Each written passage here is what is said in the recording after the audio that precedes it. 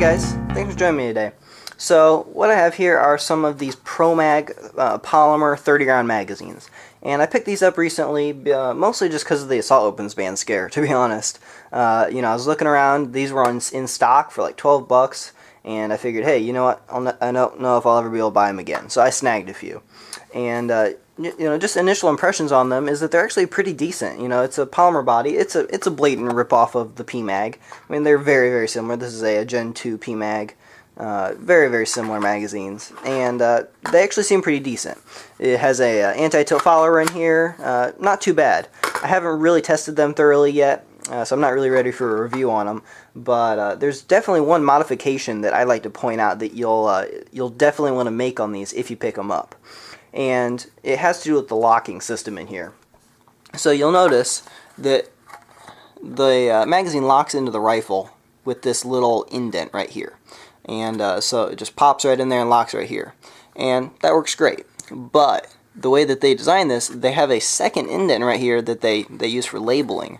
And that's an issue because this is an unmodified magazine right here. As we stick it in the rifle, if you hold the button down, like with a proper firing grip, you release it with your right hand, and you hold that button down, no problem, it comes out just fine.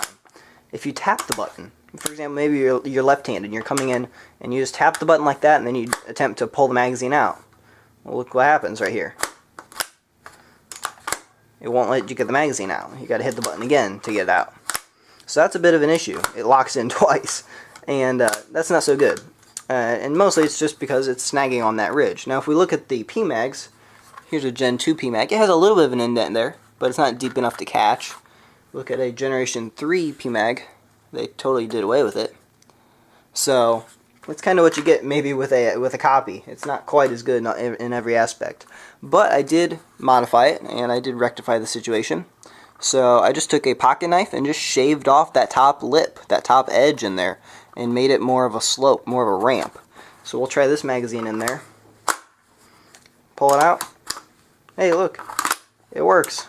It catches just a tad right there, but it works. It comes out. No problem. So really easy to modify, really easy to fix that issue. And so I'm definitely not going to condemn the magazine right off the bat just because of that. But it's definitely something that you should be aware of if you're going to pick up some of these ProMags. So if you have any questions about any of this stuff, feel free to leave that in the comments. I'd be happy to help you guys out with this. If you like what you saw, feel free to hit the little like button and subscribe. I'd really appreciate that. Everyone have a nice day, and thanks for watching.